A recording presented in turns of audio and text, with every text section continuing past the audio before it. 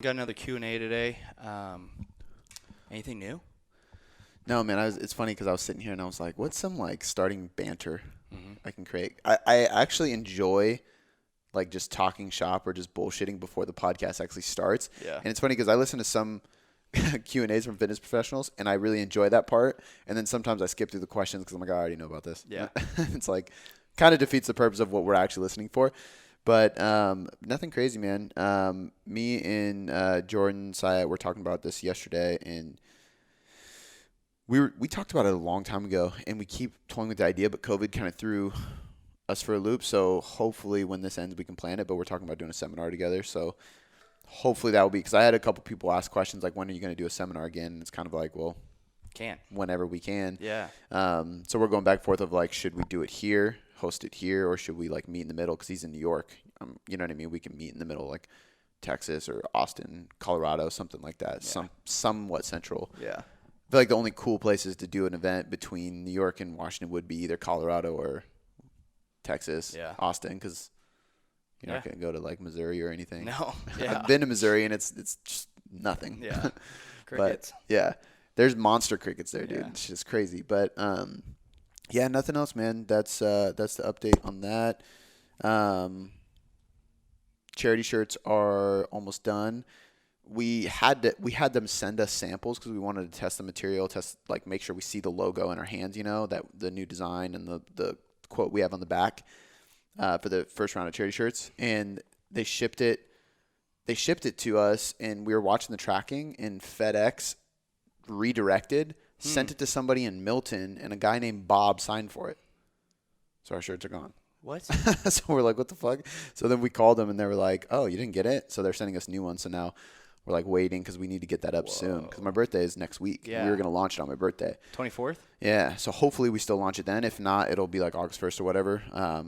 So we're pushing it. At the end of the day, I don't really care when we launch it. It's just ASAP. My birthday was just an excuse to do something cool on my birthday. For sure. But I'm excited about that. And then we got a designer on board to help us with like cool different logos, like even kind of like the Seinfeld one I did, where it said boom boom, but like tailored. Yeah. Or like I thought about like the Friends logo, but something along the lines of tailored or whatever. For sure. The hard part with that accent on the TCM. Yeah. Yeah. And just cool little things. Like I wanted to do the Metallica logo but do it tailored. The problem is there's a lot of weird copywriting issues and trademark issues. So like you can get sued like for stealing somebody's logo. And Metallica is probably the worst people to do it. Do you know who Metallica is? Yes. Okay. Well, I'm just making sure. Yeah. They went through a huge lawsuit with, I want to say at the time it was, what was that one company? It wasn't Kaza. They did like all the free music. Yeah. Kazaa or LimeWire or It wasn't LimeWire. I think you actually Napster. Yeah. That was the one. I'm pretty sure they had like a multi-million-dollar lawsuit with them because they were taking their music. Rhapsody. Yeah, they were one of the, or maybe no, I think it was Napster. Metallica was like one of the number one artists though that like tried to like fight back against LimeWire, Kaza, all those things for taking their music. That's why you couldn't even get their music on. Like Jay-Z just finally went on Spotify. Yeah. But some artists will like hold out. You know what I mean? But they're probably not the people you want to steal a logo from. So we gotta look at like all the details of like. That's crazy. Can we like mimic it a little bit? Like I know like with the Seinfeld. How close can we go? Yeah, we changed things with the Seinfeld one enough to where there's no issue. But I mean, you could tell it's Seinfeld. Yeah. You know what I mean? What was that magazine you got yesterday? I didn't actually get it. I was just I was walking with Blakely to the cash register and I saw it and I was like, just grabbed it. It was called it was like Entertainment, I think is the magazine. Yeah. But it was a Seinfeld edition. The whole magazine was Seinfeld. The whole thing. You didn't buy it? I didn't buy it. Oh. No. I mean, I don't read magazines. Like I'm just gonna sit there. I actually got a cool idea for. Oh, you just put it on your coffee table or something. I would. Shannon would not have that. That doesn't go with her decor. You know how she is. She's very. You get zero say. You can't put a Seinfeld magazine on it? No.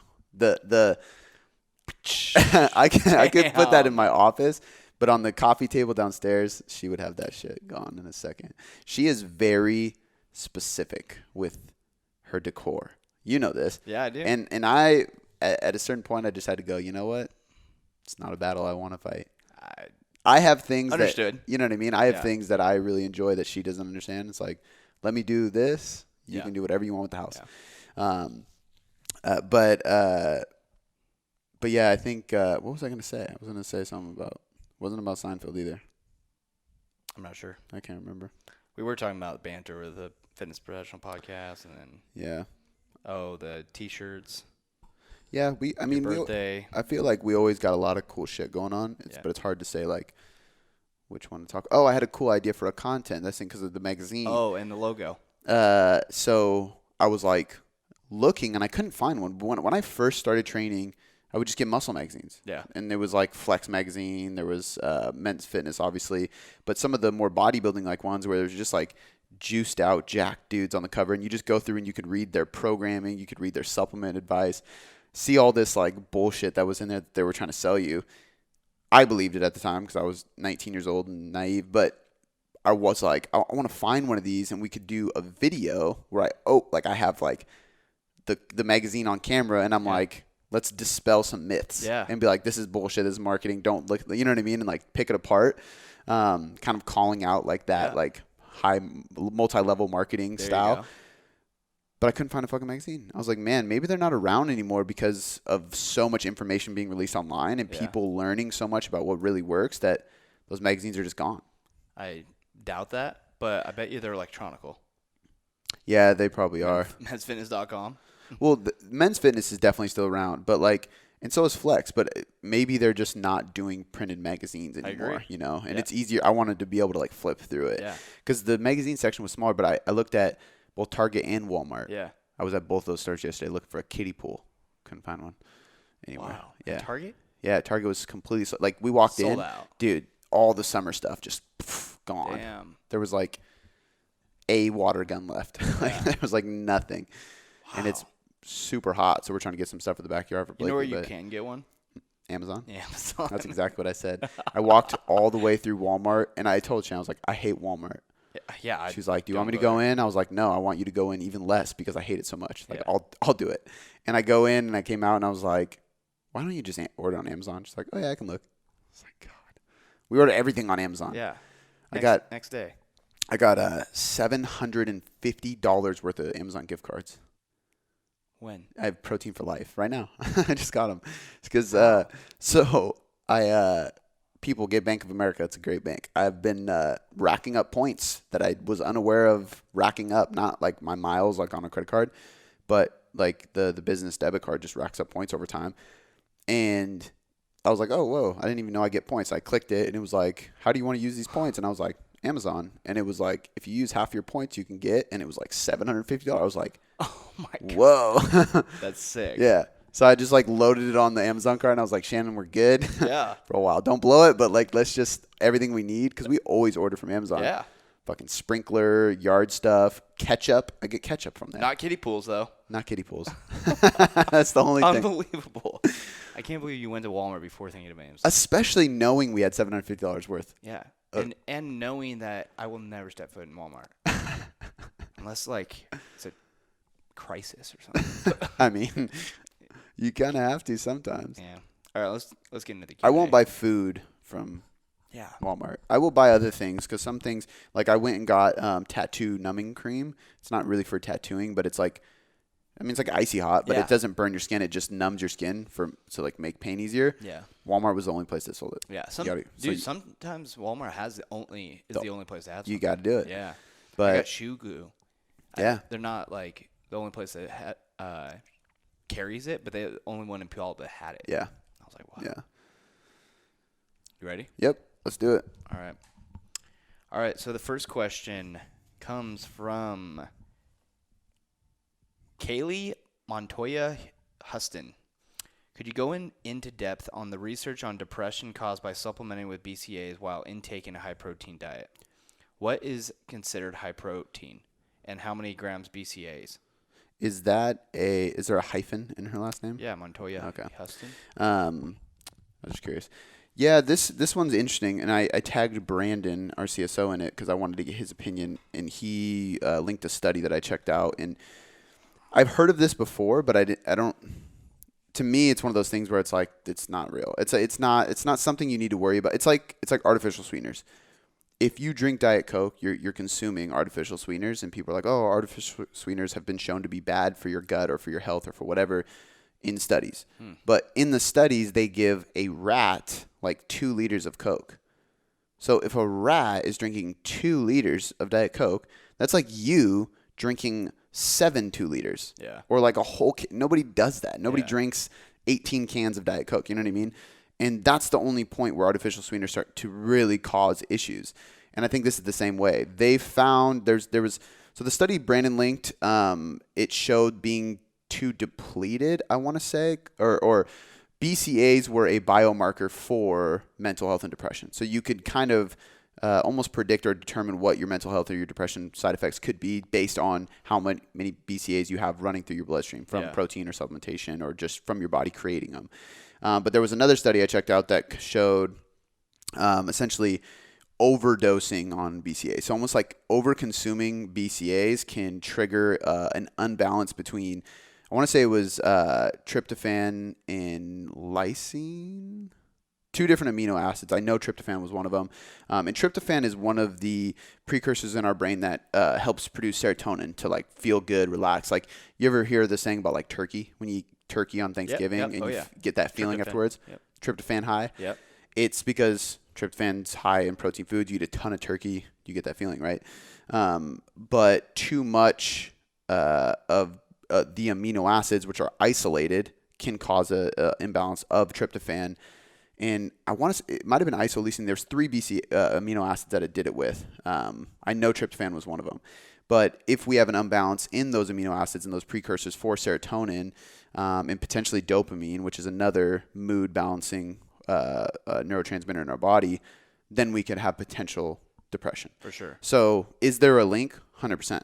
However, they did like, I don't remember what the dosage was, but it was like astronomically high, like so much that you would be running through a tub of BCAs like by the week. I think like it's just too like so much that it's not like if you take a serving of BCAs pre-workout, you'll be fine. Granted, if you're eating enough protein, you don't need that either. And they've even done studies with like 2 grams per pound body weight in protein, and they've done tons of studies at like 1.2 to 1.5 grams per pound of body weight, which are all on the higher range of protein, and none of them cause any issues. With anything, mental health, depression, kidney function, anything like that. I think a lot of people look at high protein diets as if there is an issue, right? There is going to cause some issues, be that health. There's even been rumors like cancer, just like crazy shit. None of those have been proven whatsoever. And from what I can tell, the only study that shows BCAs could contribute to depression is at a level that you're not going to consume. Like it's just way too much. It's way too much. Yeah. You would have to be eating enough protein and taking multiple scoops of BCAs a day. And you know what else? I remember, this is so crazy. I remember running through BCAs like crazy because back in the day, muscle protein synthesis spikes when we eat protein, right? Or when we have amino acids. Muscle protein synthesis leads to muscle growth. So naturally, you think the more you can spike that, the more you will grow, right? So, and they had to do studies showing that, like, no, it really doesn't matter. There's kind of like a threshold that once you meet that, there's no extra benefit. Yeah. But we used to, I did this, I remember like some of the guys at the gym did this. We'd have a gallon of water and we'd just dump hella BCAs in it and you just have to finish it by the end of the day. So like you'd have like multiple scoops of BCAs in a big gallon jug of water, and between meals you're drinking the BCAs. That way you're just constantly fucking spiking muscle protein synthesis. Complete bullshit. Didn't work at all. And I was fine. I was actually in the most positive mood of my life. I was young. I was happy. Like there was no depressive side effects from that. So I really don't think it's something that people actually have to worry about, just because you'd be consuming so much. Like I said, it was in a research setting, and they purposely like overfed people BCAs to see what the result would be. Yeah. Nobody's playing around with that. Yep. So let's see if we can get you depressed. Exactly. All right. The next one comes from Adrian Frankling. How important are Hitmen Finishers? Since quarantine, my preschooler gives me about 45 minutes to lift, then he is done. It has been hard to get the WOD in at the end. Will extra neat movement make up for the lack?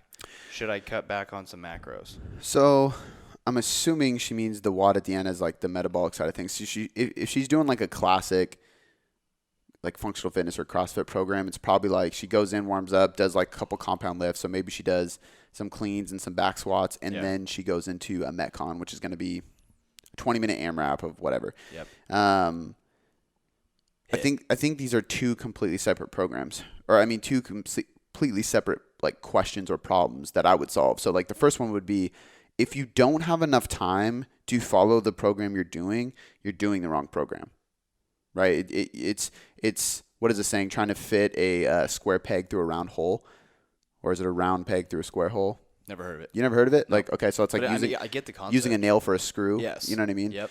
But if I'm programming for you and I'm like, okay, the perfect program for you to do is 5 days a week. You're going to just be in the gym for an hour and a half, blah, blah, and you're like, I physically can't be in the gym for that long or that many days a week.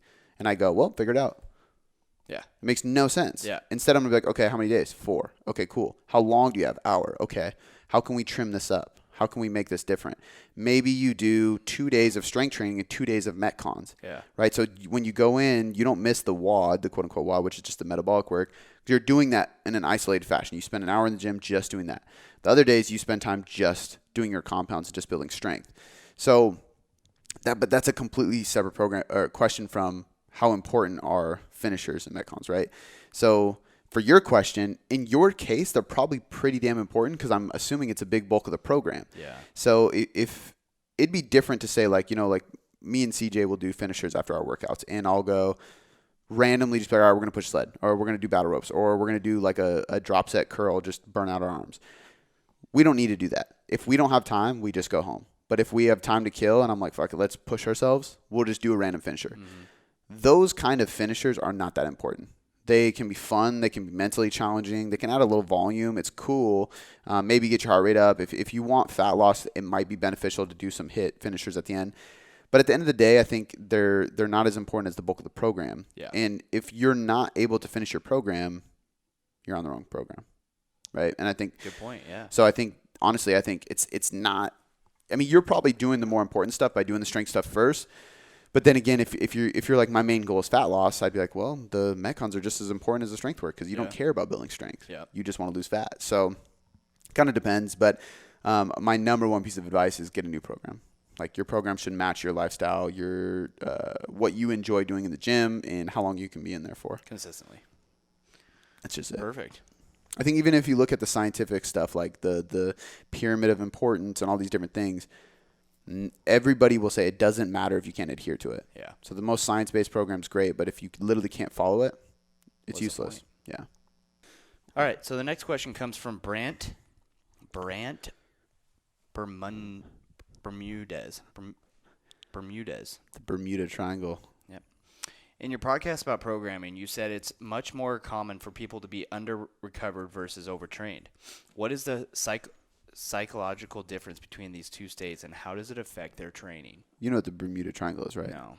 You never heard of the I mean, yes, I've heard, but I can't think of what it is. So it's like this, it's a triangle, geographically speaking, in the middle of nowhere. Like, I think it's just below Cuba or something like that. Like, it's just like in the ocean, right? But these different boats and planes and all these things traveling through there have just disappeared. So literally, like, there'll be a plane going through that area, and it's literally gone, nowhere to be found. Everybody's gone, disappeared, no explanation. They can't find the plane, nothing.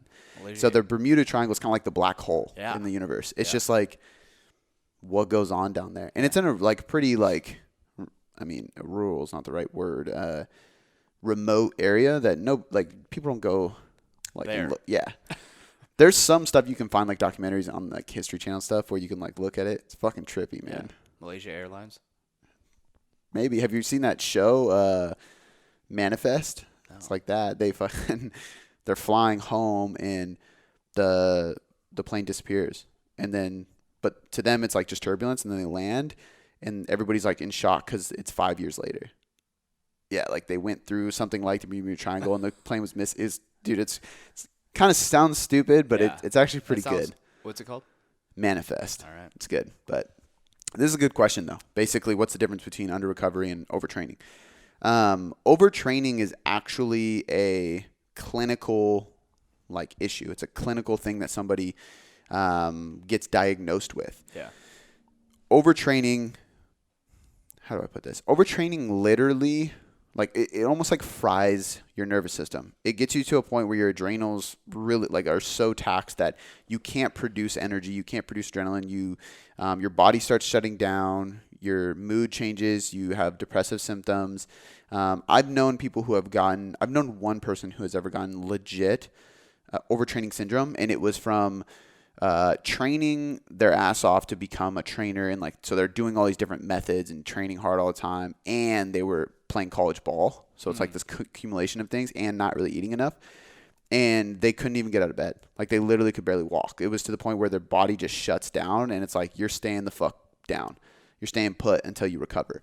So overtraining syndrome is something that you would actually literally be maybe hospitalized for. It's like legit like an issue.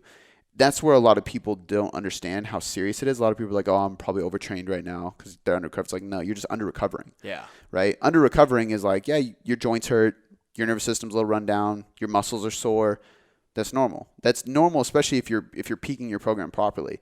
Like example of like some of the programs inside the Taylor Trainer, what I do is your RIR decreases as the weeks go on. So you might have 8 reps, but you're leaving 3 in the tank, then 2 in the tank, then 1 in the tank, and then nothing in the tank. So as the weeks go on, you're going harder and harder until you go to absolute failure.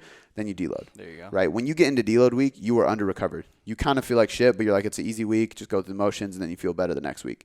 There's also a difference too, because overtraining, you literally have to do so much work to get to that point that a lot of people won't even get that far. They're under recovering because they're under eating. So if you're doing my program that I'm doing right now, but you're in a deficit, you would probably suffer from under recovery because the program I'm doing, it's for a surplus. It's for a surplus. Like I'm doing a lot of volume, right, and heavy loads, but I can handle that because I'm eating a ton of calories.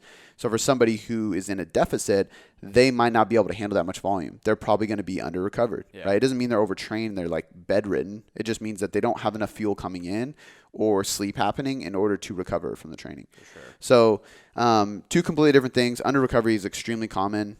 Overtraining is extremely rare. Like I said, I've seen it once, and I didn't even see it. I just heard about it. Like somebody told me about their experience years ago. Other than that, I've never seen it actually happen. Yeah. So I think, and I've heard like even like scientists talk about this, researchers talk about this. Like, yeah, overtraining is something so extreme that you're probably never going to see that. Yeah. You said under recovery is common. Yeah, because I mean, anybody who's feeling run down or like doesn't properly periodize their programming or their diet or just deload, they're probably going to suffer some under recovery at some point. And I've even gotten to the point where like being irritable and moody and like unmotivated, and that was a sign of under recovery, right? But I pulled back at that point because I knew those are symptoms of like I am not recovering for what I'm trying to do, right? Enough. But if I was overtrained, I wouldn't even have the energy to get up and walk to the gym. Yeah. Like you just can't. So interesting. Never heard of that. All right, cool. The next question is from Emma Becerra. How would you set bulking macros for an underweight female lifter? More aggressive at the beginning and then more into a lean gain phase once healthy weight is restored? For an underweight lifter? Correct. An underweight female lifter. How would I Can you define underweight? Yeah, it kind of depends. Because I think there's petite women who aren't underweight. Yeah. Petite would just be like you're just lighter. You're a smaller female, and then like underweight is like you actually need to gain fat because you're underweight. Like you're not in a healthy position. So I think that for most the time, I'm probably going to. It kind of depends on how much volume you're doing too, but I would say the first move I'm going to make is make sure you're getting enough fats and protein. Those are the 2 essential nutrients. If you're not getting enough fats and protein, we know from a health standpoint that you're not going to thrive. You're not going to continue doing well. And if you're already underweight, you're probably disturbing health, blood markers, cardiovascular system, immune function, hormonal function. So before we worry about building muscle or anything, like let's focus on that. And I'm probably going to bring your fats up to at least half your body weight. If you're a light female, half your body weight isn't that crazy. You know, like if you're 120 pounds at 60 grams fat, it's not that crazy. That's a low-fat diet for somebody like me, which is what I follow. But for a female, I tend to find that higher fat intakes work better because their hormones are more sensitive, I think. And guys just have more muscle tissue on their body. They can tolerate more carbs typically. But I would go half your body weight that, and I would probably go like 1.5 grams per pound of body weight, which is pretty damn high for protein. Okay. But if you are 100 to 120 pounds, it's really not that much. You know, you're anywhere between 120 to 160 grams of protein, which, you know, like if I were to eat 1.5 grams, it's quite a bit because I'm heavier. But for somebody like that, it's really not that much. Be a lot of protein. Yeah. And for somebody like this, that's lighter weight, shouldn't give us her weight. But within your surplus, how much are you at? 205, which is like, it's 1.1 or 1.2 grams per pound. Gotcha. So, and when you're gaining size, 165, 170? 178, son. 178. Don't take anything away I thought from you me. said your goal was 175. My goal is 175 shredded. Oh, yeah. Which means I got to get to like 185 and then cut fat to get to 175. Ah. That's like ultimate goal. That'll be like in a couple years. Because that's like, I mean, I did a test where you can like put in all these calculations. You like basically measure your wrist, you put in your age, all this stuff, and it tells you like how much muscle can you naturally build, right? It's said 195 pounds with full visible abs at like 10% body fat. And I was like, there's no way in hell. That's another 17 pounds for me to gain and being leaner. Yeah. Like I can't do that without drugs. There's no way. But so for this person though, like I think 1.5 is a good shot because as you increase carbs, and this is why mine's above protein, my body weight too, even though I don't need it, is because as you add more carbs in diet, which you would be doing if you're trying to gain, you're going to be getting carbs from oats and potatoes and broccoli and things that really aren't conducive to muscle growth. They're just trace proteins. Yeah. I would rather make sure you're getting a gram per pound of a good high quality protein. And then that like 0.25 to 0.5 extra is like protein from veggies or oats or nut butter and shit like that. That's really not that productive, but it's still protein. Yeah. And you're going to be more satiated. Your thermic effect is going to be higher, so you're probably going to burn more calories on a daily basis with higher protein too. But I would basically, that would be my first adjustment, bump protein up, bump fats up. And then from there, I would just slowly add carbs until we're basically at the point where you're gaining at a good rate.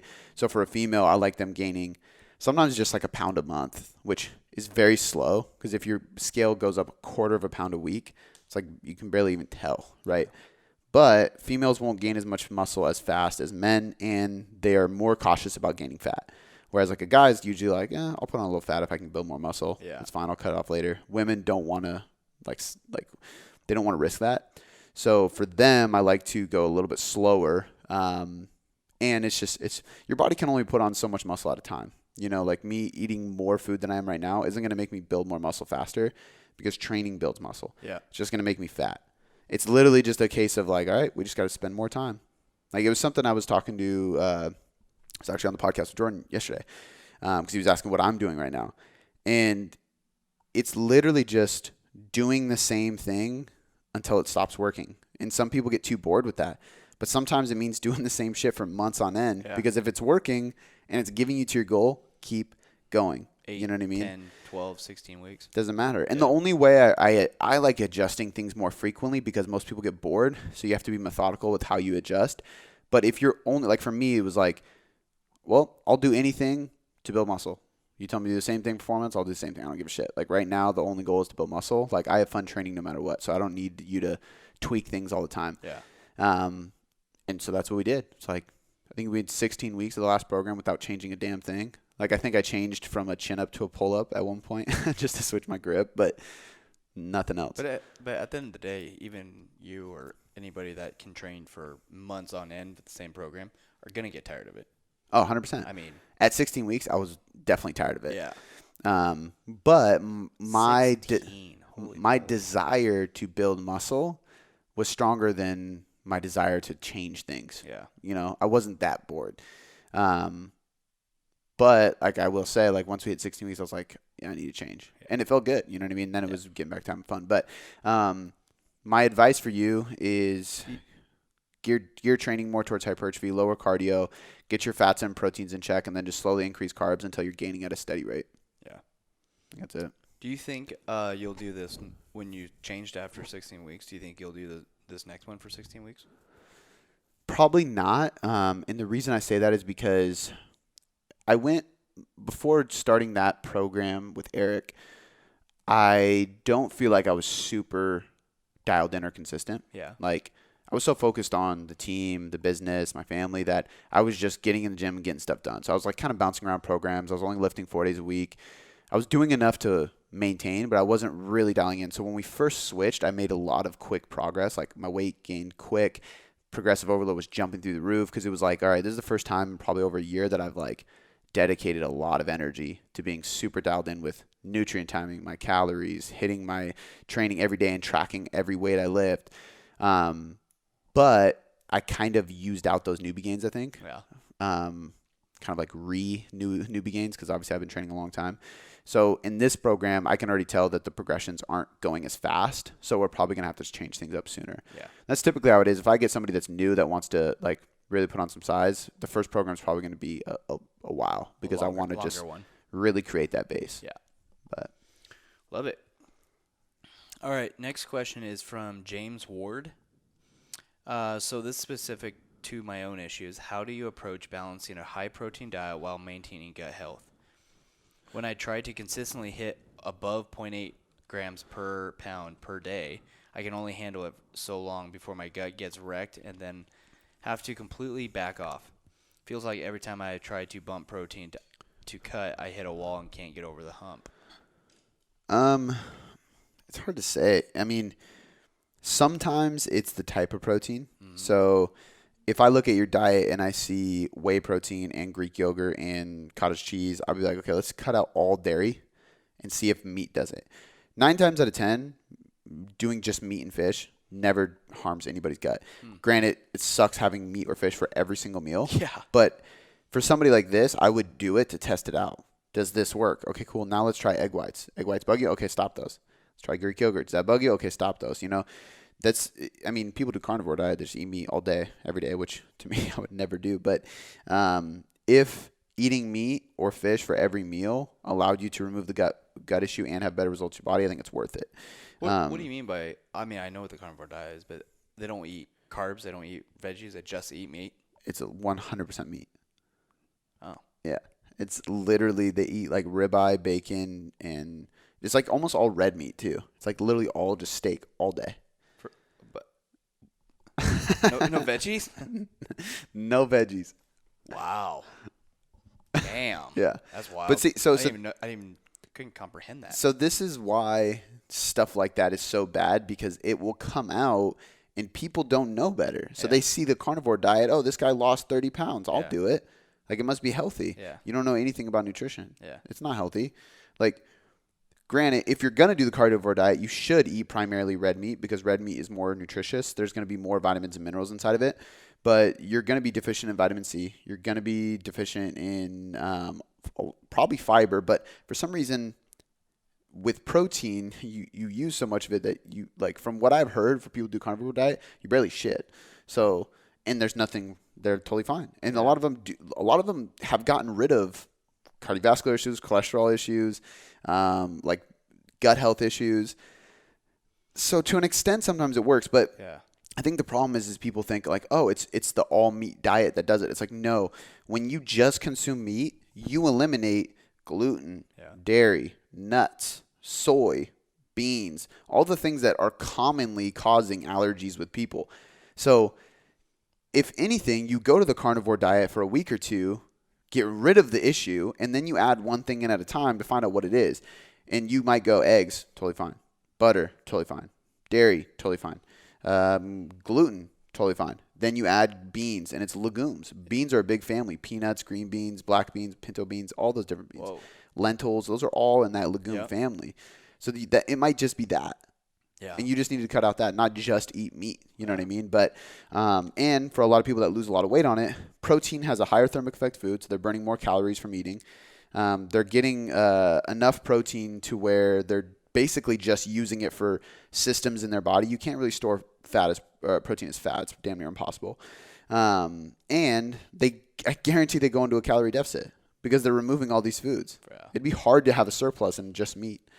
Joe Rogan did it. Yeah. He documented the process. He talked about it. What, being in a surplus on meat? No, just doing the carnivore diet, which he would be the guy to do it. I mean, he hunts and has all his meat in his freezer. But he posted after like a week, and he was like, so far I've been doing the carnivore diet. I've stuck to 100%, and it's been the most painful thing for my ass that I've ever experienced in my life. And he was talking about like explosive diarrhea. Like it was just like, man. Yeah, it was graphic Instagram post. It's hilarious. And then like a week later, he was like, the diarrhea has subsided. It's been better. And I'm down 13 pounds. I actually feel really good. Yeah. So he was saying like he actually felt great on it after he got through that period of time. Yeah. But I think it just goes to show like this is why calories are really all that matters. Yeah. Which is funny because if you look at keto can work.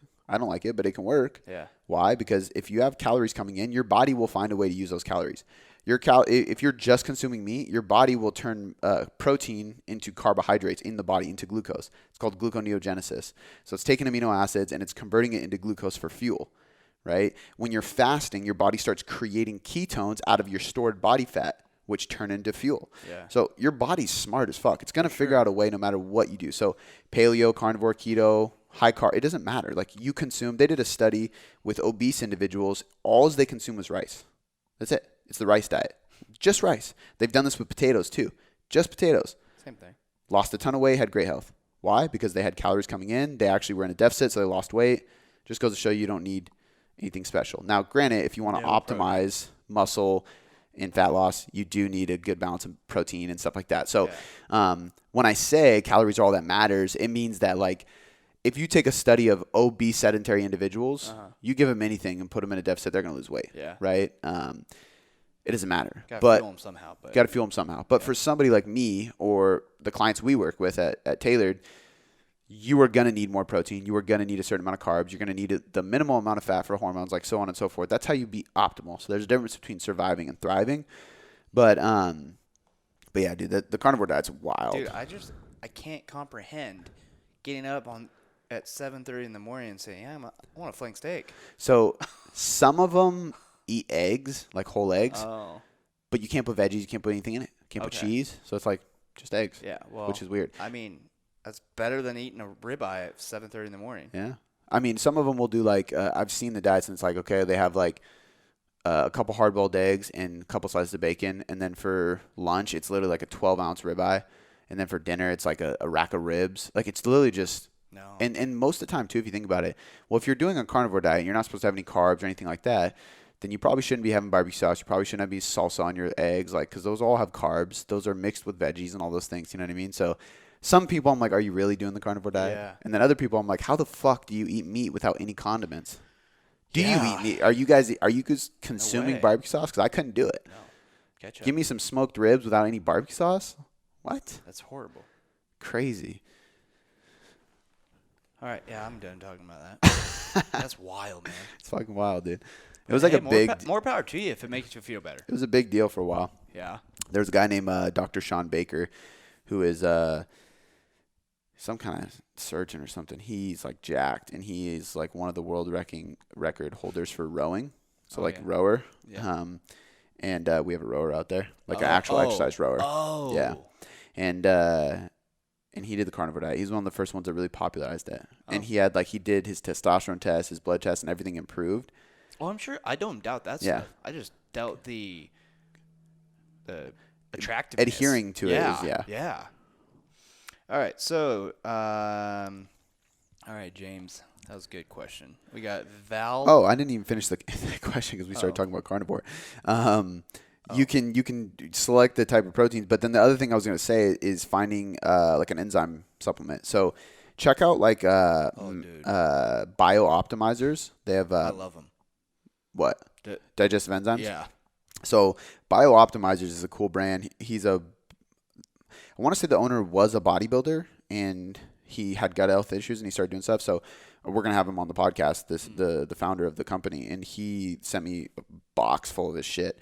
So they have like a regular probiotic. They have a magnesium supplement that helps with your gut and sleep. They have a a probiotic that helps your mood and mindset in the morning. Like it's like basically like neurotransmitters to help you thinking, kind of like a nootropic. Yeah. And they have what are called mass zymes. So it's kind of like enzymes for like building mass. It's kind of how they made the catchy name, but which is going to help you digest protein, fats, and carbs to build muscle, quote unquote. Really just helps you with digestion absorption.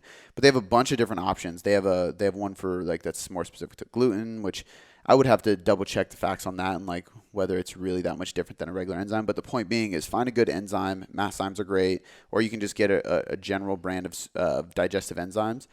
That might actually be something that helps you quite a bit. Your body might just not be producing the enzymes needed, like amylase, I want to say it's prolase, is it prolactin? There's a couple different enzymes that your body produces in order to break down these different macronutrients. And if your body's not producing them, you're not going to digest them very well. Yeah. Right? So check those out. All right. The next question is from Val Leake. It says, training to failure and when it is appropriate.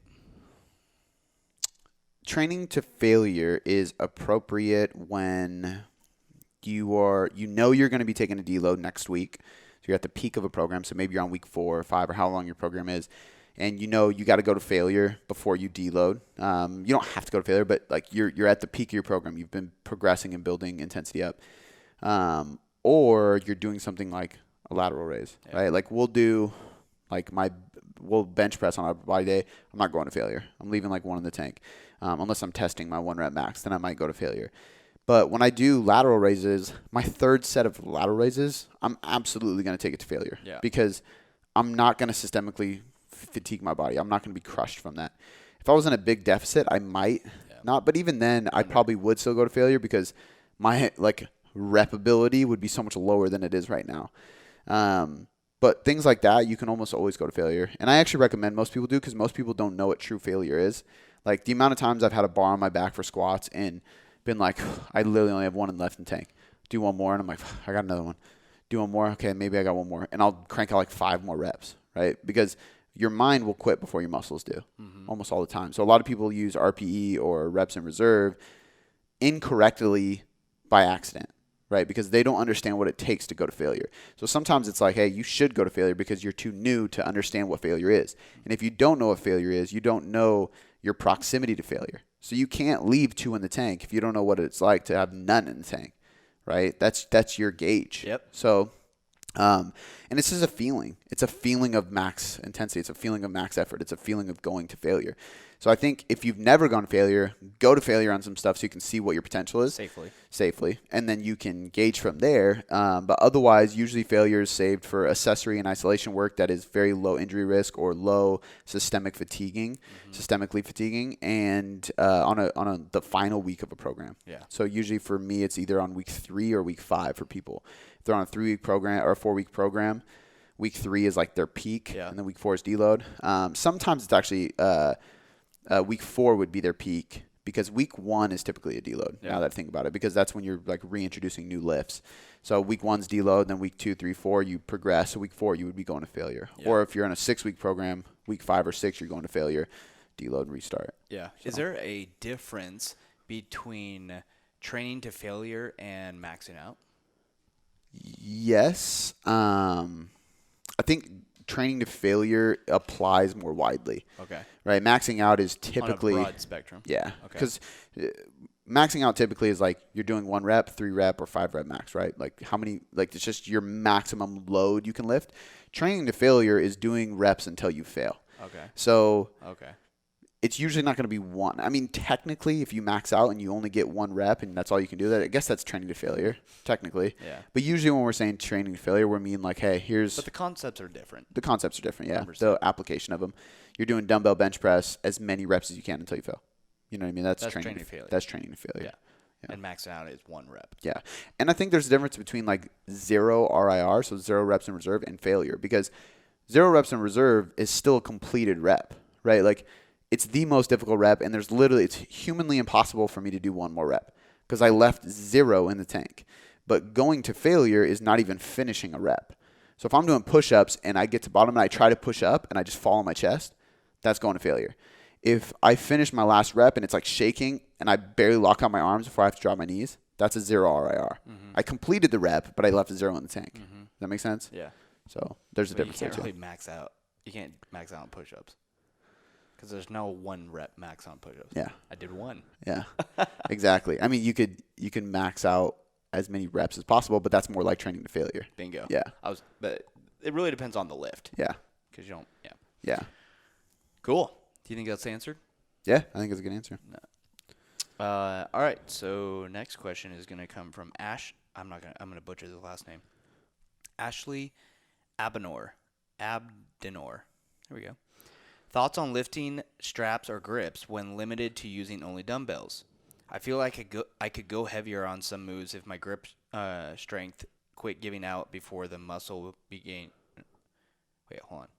I feel like I could go heavier on some moves if my grip strength / forearms quit giving out before the muscle being worked. This is easy one to answer. I'm all for it. Yeah. I mean, to me, if you use straps, and yes, that's less challenging on your grip. So maybe you don't build as much forearm strength. Yeah. But you're able to lift heavier on your legs or your back or your arms or whatever, then I'm all for it. I think use straps as often as you need in order to be able to lift as heavy as you can safely.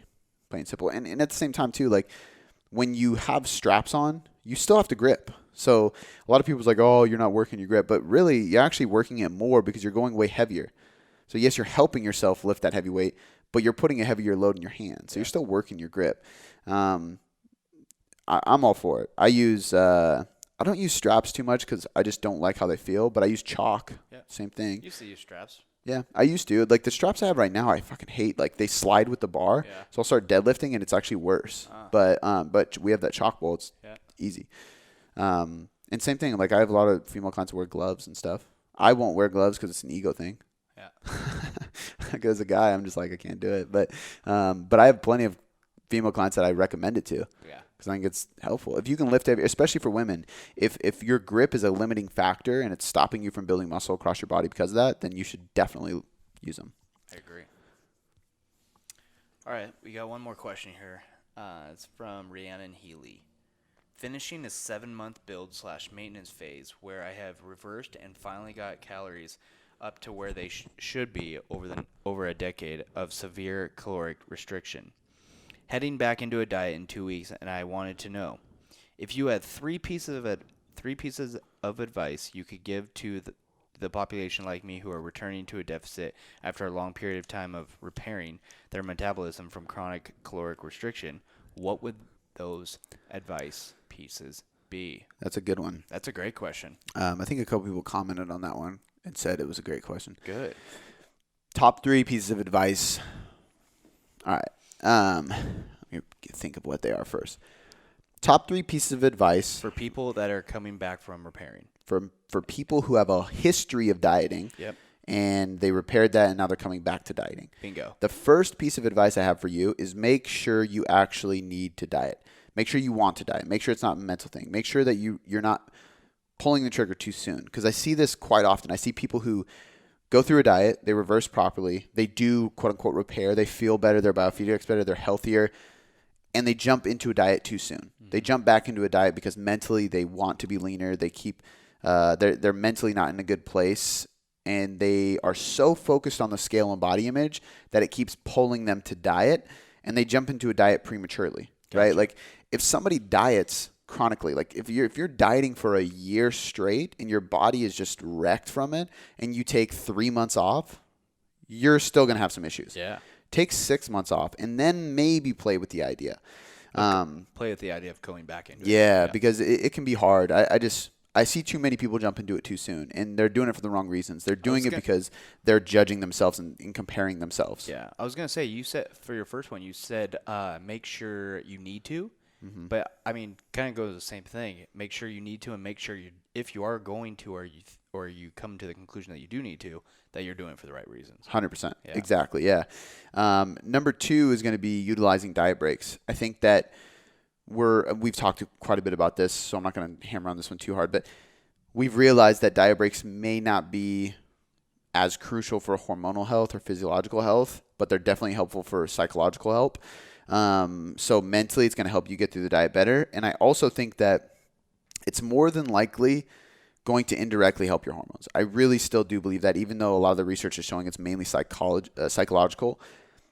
I think that if your body is that stressed out from past dieting, I think that even if it's not directly increasing leptin or ghrelin and speeding up your metabolism, I believe that it's going to lower stress during the diet. If you lower stress, be that psychological or physiological, you are going to be healthier, right? Cortisol is going to be lower. Your body is going to be hormonally in a better place as a byproduct. So although we can't directly indicate that this diet break is causing your hormones to improve, I think for somebody who has a highly stressed body, I absolutely think there's an indirect effect on stress hormones and potentially sex hormones and metabolic hormones to make that diet more effective. Gotcha. And less tragic's not the right word, but detrimental to the body. There you go. And I think a good way to look at this too is like if you look at all the research studies, most of the people, like I know the Matador study was on overweight sedentary men. So they're not really training. They're already overweight. They're just average Joes. If you're doing a study, you're probably not highly stressed. You probably don't have a ton of responsibilities because you're able to go to a lab every fucking day and do this test. So I'm like, hey, let's do a study on this with people who are extremely stressed out and have a really bad history with dieting. Would we still see that same cause and effect? I don't think so. Now, I can't determine that because we don't have a study to prove that. But that's why being an evidence-based coach means, okay, here's what the science tells me. Here's what my experience shows me. Why is that different than this? Yeah. And then having a conclusion for that and trusting my gut. Because I keep using diet breaks and they keep working well. You know what I mean? Doesn't mean that and I don't need to see like, oh, I'm increasing leptin and your metabolism is speeding up. I don't give a shit about that. Are you able to stick to the diet longer and are you less stressed out? Yes? Yeah. Good. It's winning. And then the last one would be make the deficit more aggressive.